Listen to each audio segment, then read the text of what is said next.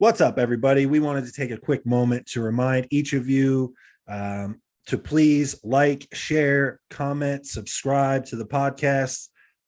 Tommy, Ring that bell. ring the bell. It goes a long way to support the podcast. Besides that, Tommy and I offer online coaching. The links for that will be below. The link for my merch store will be below as well. And without further ado, we bring to you a Thinking Man's podcast. A Thinking Man's podcast. What's up, everybody? Welcome back to another episode of A Thinking Man's podcast. This is episode 25. I'm your host. My name is Joseph PIRCHER, and with me, as always, my good friend Tommy Stiles. Tommy, what's shaking, my friend? What's new? Too much, man. Off day from training. Same. Podcast action. So nice. Just a little cardio later. Yeah. And lots of client work. So we are going to be diving in. We kind of started to foreshadow or hint at this a couple weeks back. We talked about PED structure and stack design in a contest prep setting. And at the very end, we realized that we hadn't touched on lipolytics or fat burners, whatever you want to call it.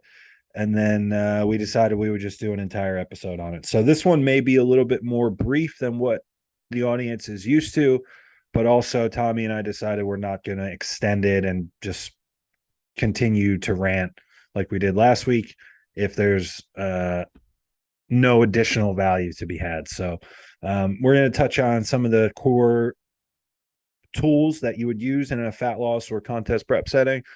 And I think that you guys will enjoy it. So Tommy, where do you want to start with this? Do you want to discuss specific compounds first and how they're applied throughout the different seasons in bodybuilding?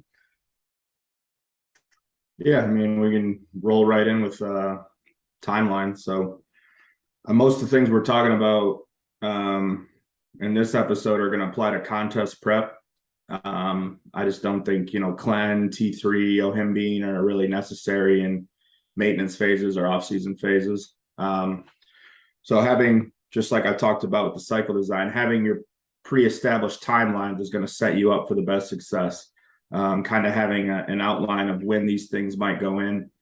Typically for me and with clients, like 12 weeks is kind of that earliest that I would like to start thinking about deploying these things. I've done it differently than that. Like if I have a client who's starting a prep with a higher amount of body fat for whatever reason, I've started Clen or Yohimbe or both at the start of the prep to really get fat loss going early and then maybe come off for a portion of the prep and then add it back in. It's all situational. Obviously, that's not the goal. When if I take someone on, I want to work with them for enough time to make sure that we don't have to do that and get their body in a good place. But there are situations where some people just have stubborn bodies and hold a lot of fat, and yeah, you have to get outside the box with some of these people. So we'll go in on Clen. So clenbuterol, pretty popular. I think a lot of people have heard of it or heard about its use. It can be abused. I think I've seen people ramp it up way too thoughtless, without thought, just kind of keep bumping it up and not knowing why they're bumping it up. Yeah. And I think, I've taken too much in the past, and we'll get into, our own personal experience, but it can just kind of lead to like a withered look on stage. You got to remember what the goal is. We're trying to retain muscle while burning fat, not just eat away muscle and fat and get on stage. Oh, the rice cooker. Not get on stage withered and looking, beat down. So there's a couple different ways I use Clen. Yeah. I think like everything, I'm not going to get more scientific than I am. I know my lane. I understand those principles, but if you have an interest in learning in depth like that, there's plenty of content online already. There you go, J3U. I think enrollment's going on right now, right? Right now, yeah. So we're kind of here to give you the, I don't want to, what's a good way to, like, we're here to give you the meat and potatoes of The framework, science, the thinking. plus the application. Yeah. So 12 weeks out is when I would usually deploy that either with myself or with a client. Yeah. Starting dose can be anything from 20 to 40. Yeah. Maybe someone who's never been exposed to it, 20, just to see how they respond. Yeah. That initial dose, and even if you've used it before, but if that first time it's being reintroduced, and this happens to me still, like that first day or two, I'll get like a little anxious, some heart palpitations, like, oh, what the fuck? And then it levels off. That's normal, I think, for anyone. And then after that, it's kind of just, you want to have a need to increase. You don't want to just increase because, all right, 2 weeks I'm going to increase here, 2 weeks I'm going to increase. Like, Right. As far as like how I do things, I might go 40, 60, 80, 1, 2, 3 for weeks. And then I'll take that fourth week completely off. And then I'll go back in 40, 60, 80. That's one way I've done it. If someone gets a good response, I may just stay at 40, 40, 40, and just keep assessing. And then if we get to a point in prep where I need to see more, then, maybe bump it up to 60. But typically I won't go more than 20 micrograms at a time. I also use it in a way where I'll do 2 days on, 2 days off, and I'll usually alternate it with Yohimbe, which we can get into separately. So I don't think Clen is something that you want to just run every single day for weeks and weeks and weeks. At least for me personally, I've seen good results with myself and clients if they are kind of cycling it, using different doses, using different methods to deploy it. I think it works better that way, in my experience of using it and seeing how others use it. Yeah. So my experience, I'll say point blank, and people that have talked about this behind the scenes with me are, I'm sure, anticipating me saying this. I disagree wholeheartedly about like the off and on schedule. Now, like you said, there's a million ways to skin a cat. We've already discussed it ad nauseum. Your body is much different than mine. And that's the case with every client that you're going to have out of 100 clients or whatever. But I have found that even though, yes, initially when you first introduce it, whether it's new to you entirely or what, but when you introduce Clen in a new phase, yeah, there's going to be, for me, I get a crazy response where I get like the tremors and the shakes really bad. Like if I'm sitting at my desk and trying to work on something or study with something, my hand, it's almost unbearable. Like my hands and the shakiness, the anxiety, and that could be from 20 micrograms, like beginner dose. And it makes me feel like that. And then, like you said, that kind of withered look that you get from abusing Clen, I think is just on top of all the other things that we're doing, losing body fat, all these things, I think there's just like a dehydrating property to it, like almost like a diuretic property to it, where you're just dry. And I feel that even a week into it. So want to stay hydrated on it. Now, as far as like being on and off with it, I've done a couple different things. I've tried 2 days on, 2 days off. And I've tried 2 weeks on, 2 weeks off, and repeating that. Now, I will say in those experiences, I never used another tool on the off days. So they were truly days off. And as you might expect, that was not a great experience. If, for example, 2 weeks on, 2 weeks off, I'd make great progress in the 2 weeks that I'm on. And then it would be like I completely stalled and didn't make any progress for 2 weeks. So using something else, maybe using Yohimbe in those 2 weeks, could keep things rolling. I have no experience with Yohimbe personally, or using that tactic where it's like varying compounds in and out. I will say, if you're gonna cycle on and off, have something else in there Don't just go off cold 2 weeks, especially if you're in a contest prep. It's basically going to be like you're punting 2 weeks and nothing is going to happen.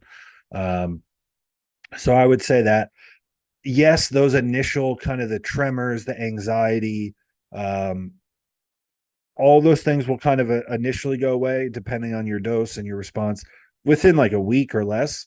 That doesn't mean that the drug is no longer working and doing what we want it to do. So I would typically just pick a point, like when it needs to be put in, start low and slow, like I do with anything else. Lowest effective dose, probably 20 with everybody.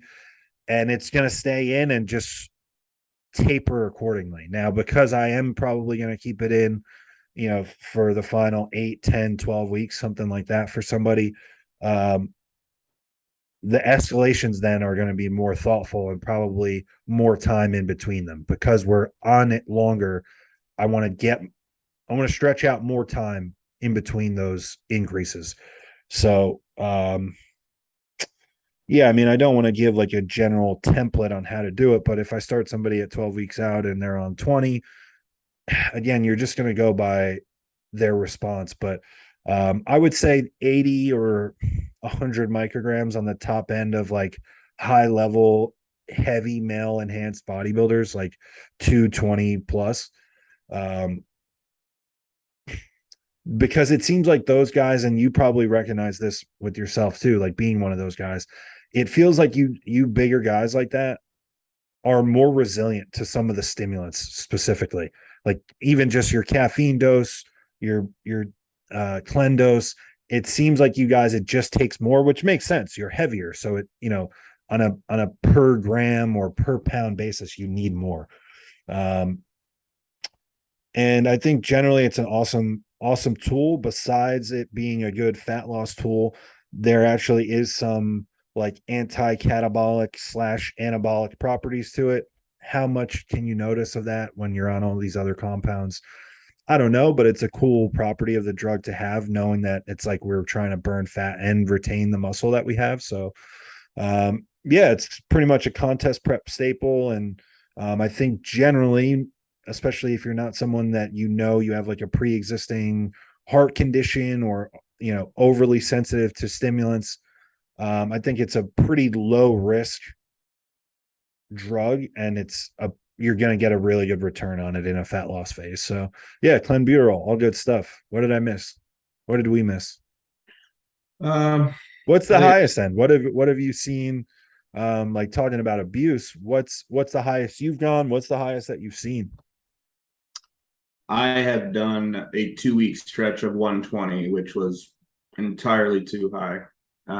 Okay. And you're pretty resilient to those types of sides, right? So what are you experiencing at 120? Nothing different than 100. That's why I don't think it was just like increasing for it's just a waste. Yeah. Yeah, it was like the last 2 weeks. And it was like, this was 6 years ago. So it was increasing the dose into the show. Whereas like if you're ahead, you should be trying to peel it back and be more, have a fresher look, better sleep, whatever, less inflammation. So 120 is as high as I've went. You kind of nailed it. I think if I have anyone in a good starting point of prep, I shouldn't have to go higher than 80. Maybe 100, like you said, for stretches if needed. Right. But 80 is kind of where I think I top out with myself, and then any client that I've had the time. I mean, situation dependent. I mean, it is extreme. You're getting peeled for a bodybuilding show. If I have to go from 80 to 100, then it's a no brainer. But I think 80.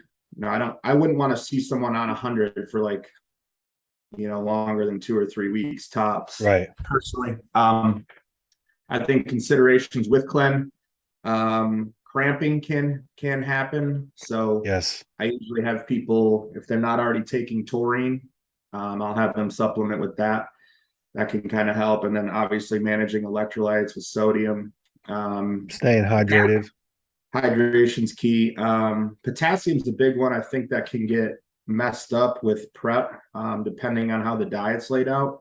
So, and what else is in? I've seen a lot of people are turning to this similar model that that we use, this like Victor Black type model, where telmisartan is in, and it's been great. It's a great drug. It changed a lot of people's lives, me included, but also it can cause your potassium to push up beyond where you want it to.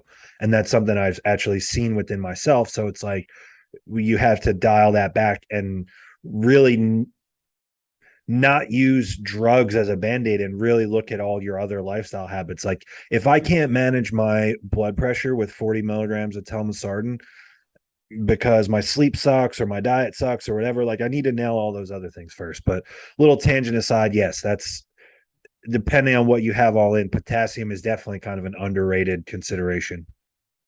Yeah, and then it does work. Clen works synergistically with caffeine. Now I see a lot of people just. It's not that they're necessarily abusing Clen; they're abusing caffeine, and they don't even realize it. We've talked about this on numerous episodes. Coffees, energy drinks, pre-workouts. I mean, you can people live on these gram things of caffeine without even trying. That's why I'm very big on caffeine pills. I like to know. I like to know the amount of caffeine I'm taking in a day. If I use a pre-workout, it's the same one, so I know the dose. I don't do energy drinks, and definitely in a prep. I probably have a few per year, but coffee I really don't use. So caffeine is it's another. I treat it just like a PED because it is performance enhancing. Yeah. It works synergistically, but obviously you have, we're going to talk about T3, but like adrenal fatigue, people get smashed in prep, and it's because they're living, on basically an IV drip of coffee. They're having 2 bangs a day. They're having the most stimmed out pre-workout they can find at the supplement store. And it's like, man, if you cut your caffeine dose in half, improve your sleep, and do some restful activities on your off days, like you'll get so much more out of what you're doing. So caffeine definitely works synergistically with Clen. I actually tell clients, like, I'll put caffeine doses in. I'll either have this like an 8 ounces of coffee or a caffeine pill, whatever you choose. I like caffeine pills because I just like standardized everything. But I think, like we said, the withered look, it comes from everything. It's not just Clen. It can be, T3 abuse, Clen abuse, stimulant abuse, or caffeine. Like it all synergistically works together for that final product. Just looks, I mean, once you've been watching bodybuilding shows for a while, you can look at someone on stage and you can kind of tell how their preps, you can tell like they were doing over an hour of cardio till 3 days out. They just look fucking done. Yeah, and so you mentioned some of the other compounds too. So let's dive into that. So T3, I think we talked about it off air. I think one of the more misused, misunderstood drugs in bodybuilding. Now, I will say I think that there's like a ongoing myth about how often or how severe thyroid damage can be from exogenous T3 or T4 use. I have seen on every single person that I've ever helped that even after brutal contest preps, thyroid function is going to return. If you are not like, if you've made a career for the last 20 years out of abusing the shit out of your thyroid, then maybe we have a discussion about you being permanently on like replacement dose T3. Other than that, I think the concerns about, is this going to temporarily damage my thyroid? I think way overblown, way over discussed, way over considered even. And then especially so if you are using that drug in a way that makes most sense, just from my perspective and the way that I've learned things and seen things. It's one of these drugs that really should just be set at replacement level. Like it should be brought in to do a job of bringing you and stabilizing you and your thyroid function at normal, or maybe just the high end of normal, and then you leave it alone. These preps and these coaches that use T3 as a driving tool of progress for fat loss, I think are making a huge mistake in terms of preserving muscle. I think if we're ever going to discuss a scenario where someone actually loses muscle tissue in a contest prep while they're enhanced on PEDs, maybe the only scenario that I can think of that actually happening is when T3 is abused. This typically coincides with someone that is behind in their timeline. Maybe they're holding more body fat than where they should have to start a prep. All these things, the nightmare scenario comes together and you're behind, and now you need to jack up T3. That is going to come alongside an excessive amount of cardio. I'm sure a huge calorie deficit. This is probably going to be somebody that overworks themselves in the gym in terms of like volume. And it just leads to one of these scenarios where you're just going to wither away, like you talked about, Tommy. So my perspective on it, after trying everything in the book, I've had preps where I did 140 or 120 micrograms of T3. I've had preps where I've done 200 micrograms of Clen. I've done it all. So like, I feel like I get a rap and John gets a rap a little bit for being like pussies online because we're low dose or these things. And it's like, no, motherfucker, I have done the highest doses. Like I have done all the doses.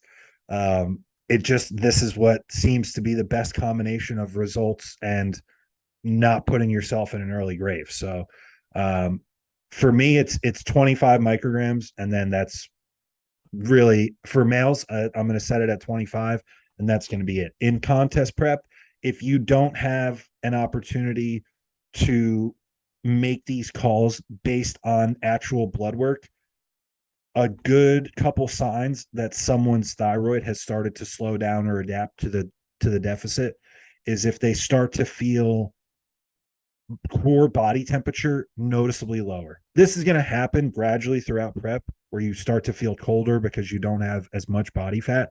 But if there comes a time where there's like a week or so where there's a drastic down regulation of your core body temperature, and that core temperature also coincides around the same time with like additional lethargy or fatigue, like outside of what you think should be normal for the current setup and prep. And then also like a slowing or a drying of the bowels where it's more difficult to pass a bowel movement. If the 2 or 3 of those all happen around the same time, that's a good time. If you don't have blood work in your tool, in your tools to use, that's a good time to proactively put that replacement dose in of T3, get that client back to normal or even above normal. And then now you can just forget about it. It's not going to be a limiting factor. There's no reason to push beyond that. And I think you can kind of set it and forget it from that point.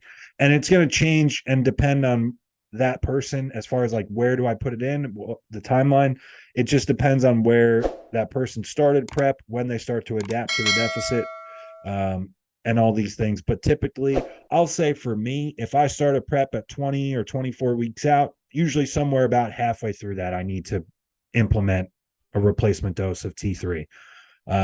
I personally have no experience using T3 with T4, or I have no personal experience with T4 at all. So I've only used T3.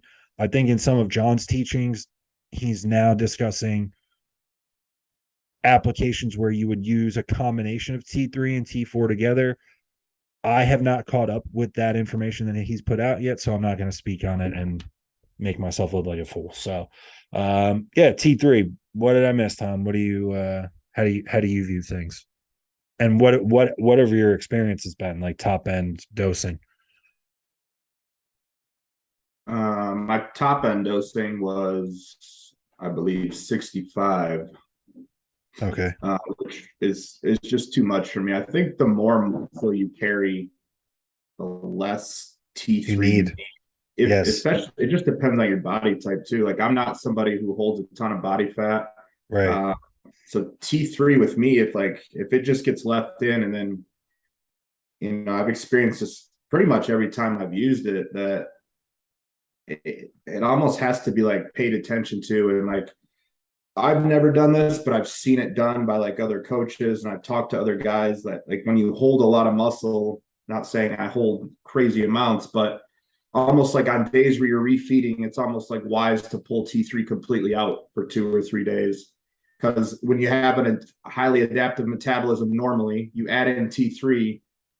If the purpose of that, part of prep is to feed up, why keep something in that's actively speeding up your metabolism? I think online it's cool to like, oh, I'm having this many carbs and I'm blowing. Like, that's great. That's cool. I'm sure that feels awesome to post about, but to be blowing through 1,000 grams of carbs and like still being flat, oh, like my stomach can only hold so much, dude. Like I Right. can't And you're push defeating food. the purpose of it then. Exactly. Like I don't need to make a refeed post and post some glorious Five Guys burgers bullshit. Right. You know what I mean? So I think with Rationalize like rationalize a binge at 6 weeks out because you're on fucking T3. I've always wondered what it would be like to do a prep without it completely and just support the thyroid. Just because you factor in different forms of cardio and how much someone could do. Like I've noticed my legs seem to lose size when I've had high amounts of T3 in. Yeah. This is all my own takeaways. I'm not Yeah. saying like if you're hearing this is you. Like I'm someone who has been fat free on stage before, so I've felt these effects.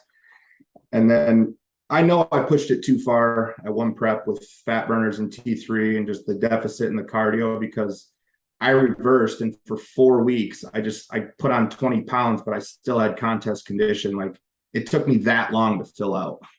Yeah. So it's just one of those things where you have to go through it to kind of be able to understand it in hindsight. But I think the replacement dose is a good idea. With women, I will say, someone who has stubborn body fat or may have been heavier in the past, they may need to go higher than that replacement. They may need to push up to like 37.5. Or if it warrants it, I've seen it as high as I've seen high, but it's not, I don't think it's out of the question to say 50 is too high for a woman, depending on the level, and depending on what needs to happen. Like if all other factors of prep are covered and you still need fat, there's fat that has to be pulled, pushing to 50 isn't out of the question. So, it's just, that's why we'll keep saying it, but we can't give a template of how to run these things. With me, like I said, I would be curious to see if I could get away with a prep without T3. I did it once and I didn't love it. Wasn't the conditioning that I was most proud of, but also it was the first time that I ever stepped on stage and felt like I looked like a bodybuilder. Okay. Where I didn't feel so emaciated and sucked down. And my conditioning was stage worthy. I just wasn't skinless peeled. But also I think for my physique, my height, all these things, and just where I was as far as how much muscle I had at the time, I feel like we hear all these pros and everybody talk about like really nailing a peak comes down to what look are you trying to find and what look is best for you. I think in that situation,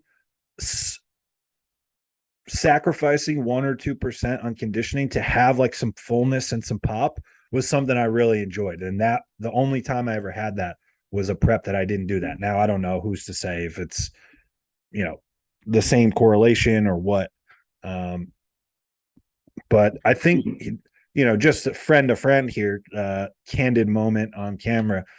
I don't think you need it, dude.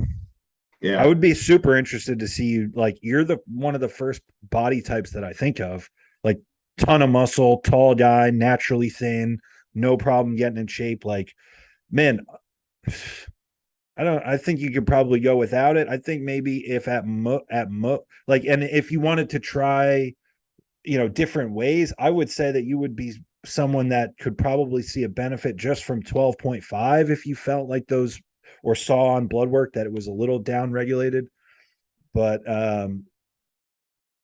yeah, I think that's interesting. And there is so many different considerations from one person to another, male to female, which division that person is competing in, because some of these divisions, you don't need to push them down that hard and a fuller look is better. So it's like, I don't know that Right. T3 makes all that much sense. So, Um, yeah, we've seen some I've seen some crazy stuff. I've seen, that I had a kind of a front row look at how T3 and rushing your timeline and having that nightmare prep, can really like pull actual muscle tissue off it. I saw it with Christian Coronado one year, years back.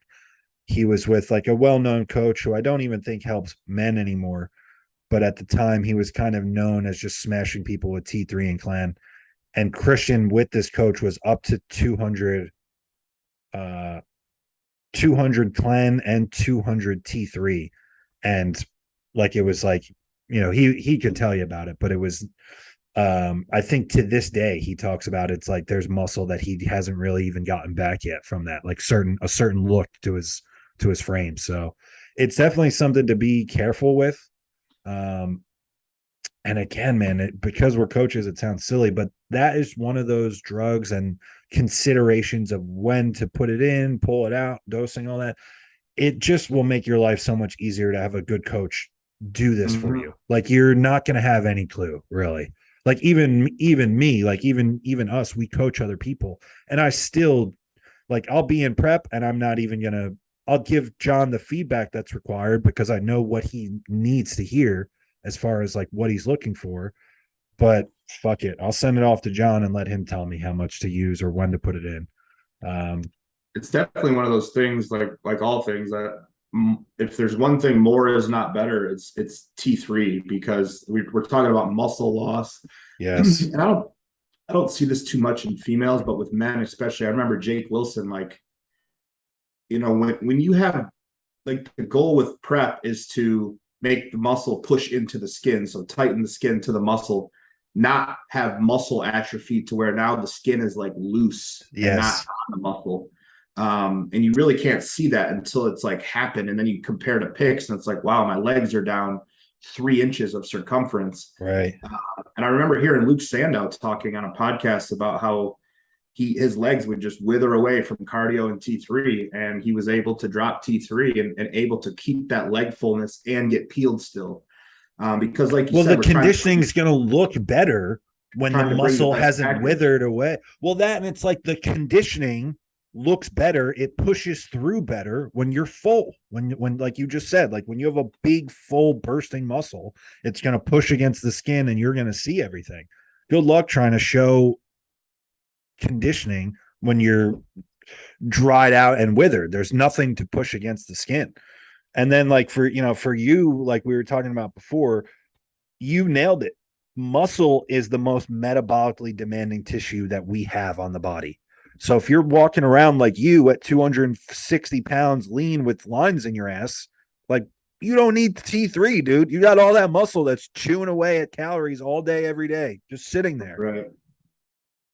Yeah, you make a good point. So, and I wanted to mention that with Clem too. I've noticed, like, the higher, my metabolic rate gets over the years, like I get need more less, effect right? out of less Clem. Yeah.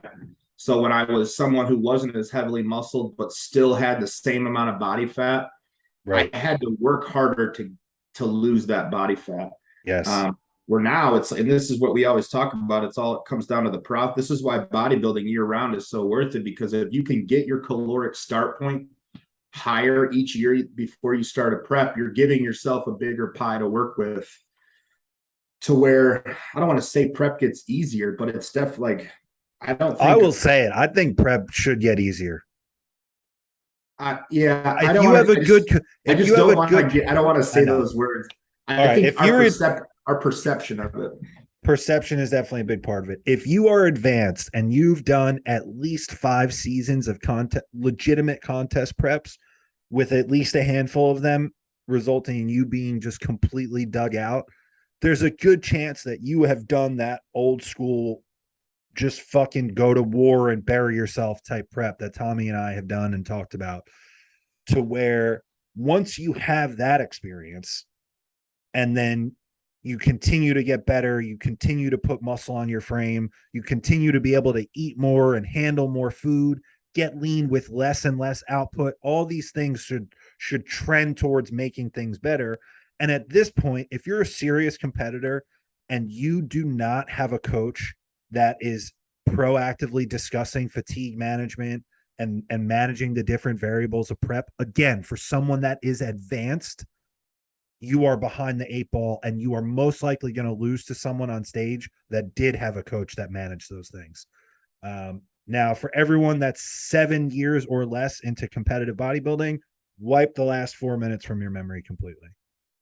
Yeah, I think I saw a good line.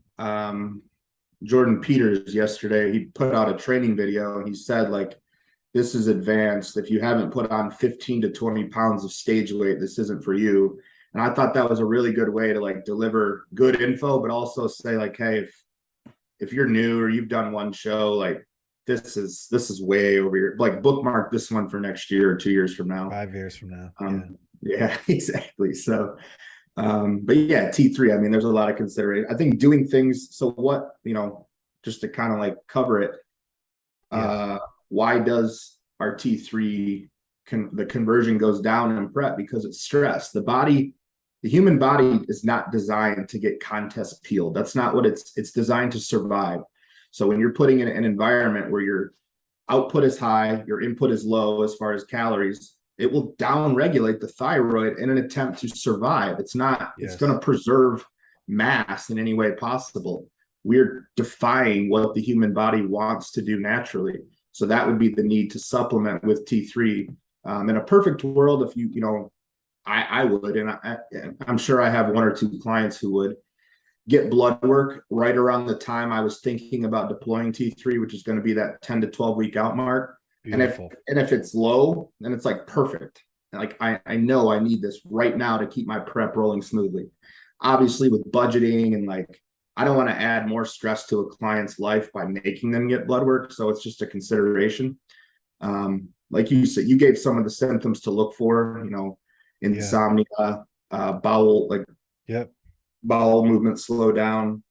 There are some things that like are pretty telltale signs that the thyroid is slowing down, but I think I mentioned it before, having a good stress support product, because contest prep is stress. And it's only going to help your thyroid, good sleep, selenium, iodine, these things that you can find in any good multivitamin. I think that is important. I hear some people that have a good response from ashwagandha, not a product that I've used, but I hear good things about it. That's helped me with just, keep feeling even. Like you never get those excited, stimulated, responses to things. Like I kind of like that though. It kind of get me through my day a little bit. Just a quick little jolt of anxiety. Yeah. Who needs caffeine? Who needs caffeine when you have anxiety? I've learned to use it as a tool, but I think with especially with trend, like I think ashwagandha is a good one to have on standby. That or just some potent medicinal marijuana. Where are you at with taking Claudin T3 timing of administration? So my thoughts on this have changed, and I feel like they're probably ever evolving. So if we talk about this again in a year, I might have a different perspective on it. I think, man, generally with these drugs, I think with a lot of drugs, you can generally look at it the same way that you would your calories for the day. Like at the end of the day, big picture zoomed out over the course of 8, 12, 16, 20 weeks. Like just eat your calories, just take your drugs. But I think, we've talked about it with like growth hormone. There is going to be a time, like I think for a competitive bodybuilder, especially male enhanced, been in this for a long time, like your fasted cardio is probably part of your prep expectation.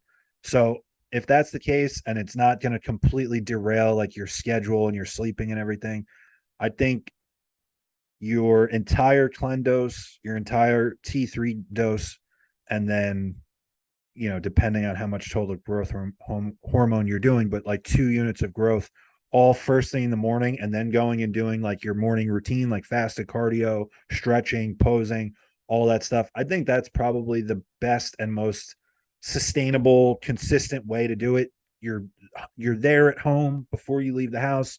You take it, you knock it all out for the day. Um, done and over with. I have strung along multiple Tlen doses throughout the day, and it just fucked me up sleep wise. I need to have my entire dose in me like first thing in the morning for me to have a chance to sleep at a normal time.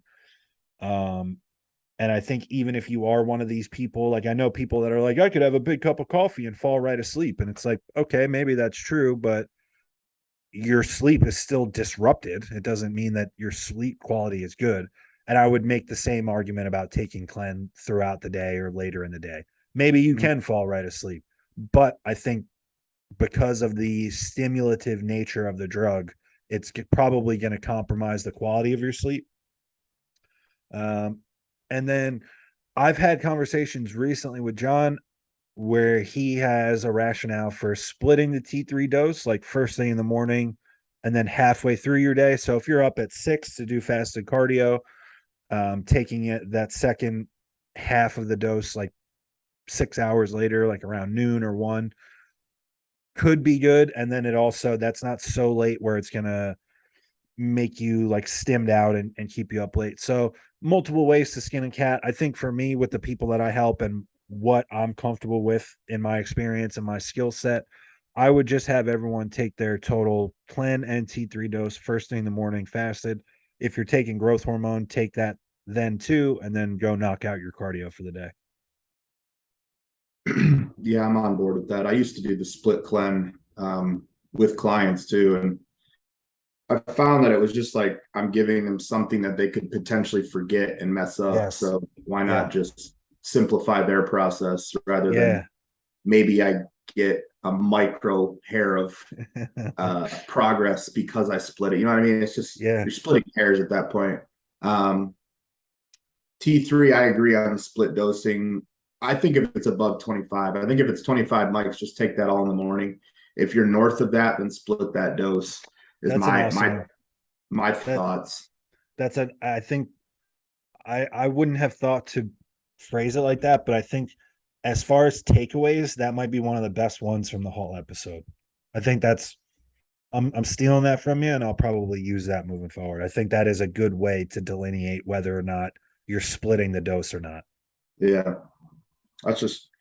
That's how I understand it. No one really told me that. That's just like my it makes perfect sense. And they're coming in 25 microgram tabs for the most part. So it's like, okay, I take this one in the morning, and if I have another one to take, I'll take it later. But yeah, I think all that's good. And then so I mean, I don't know how much on Yohimbe you have. I personally don't have much experience with it, but I would be curious to hear your thoughts just so that we can kind of wrap this up, like cover all the main tools. Yeah, I won't, just get all it's probably the only over-the-counter fat burner that I believe works in my experience with clients. Yohimbe and HCl. I always have to make sure people get that like HCl, because you can buy just Yohimbe, but you want the HCl version. And the only negative of it is I've seen people, it just gives like unbearable anxiety. And then it's at that point it's just out. Like I'm not going to use it if you're like, it's not even worth it. A nervous wreck the minute you take it. So I've even felt it, and I'm pretty chill. I don't really get affected by things, but I think Are you pretty chill, Tom? Are you? I've gotten so many messages like from people in my corner or whatever, people that just know me since we started putting out the podcast. And I guess for people that really know me behind the scenes, it's just an incredible contrast to how I am to how you are. I have gotten probably 40 messages from people or comments from people that include some type of language like, man, Tommy's so chill. Tommy's so laid back. Yeah, it's a discipline. It's taking and then on the flip side, I'm fucking screaming and high blood pressure all the time. So it's good. It's a good balance. Like a yin and yang. Yeah. But yeah, same thing. Because I do use Yohimbe as a alternate to Clen in the way I might break down a contest prep. So the highest I'll usually go is 12.5 mgs, assuming they can tolerate it. And I'll do all that fasted. I may do 10 in the morning and then 2.5 pre-workout. Just depends. Okay. But I've seen people go higher. I've personally never went higher than 12.5. I think 0.2 mgs per kilogram is like the top end dose of what I've heard recommended. But definitely it's an option for those that aren't enhanced. So Clen would be out of the question for them. Yeah. It's an over the counter, so you don't have to worry about finding a means to get it. So it's a consideration. I've gotten good use or experience from it with myself and clients. So it's just one I like to talk about. And I believe John talks about it in J3. I've heard he does. Yeah. No, it's a great tool. It's a great tool. Don't get me wrong. Numerous I don't other want coaches. my lack of use with it derail anybody from using it. It's excellent. It works. There's no doubt about it. It works. And perfect example to your protocol where it's like using it on and off with Clen. I think that's super interesting and an excellent application of when it makes sense to use both of these. I'm just like I've talked about, I'm just easily excitable. I'm very sensitive to stimulants. And man, it seems like for whatever reason, my guys that are competitors, a lot of them, it seems like I get this feedback from them too. I guess maybe you kind of attract the way that you are, or maybe I just take the time to dive into the psychology of my clients more than most people. So I'm a little more in tune with how people react to things. But have you ever seen, so I have no experience with it, but I wanted to pose this question to you as someone that does use it, recommend it, and has seen that it can be like this anxiety inducing thing.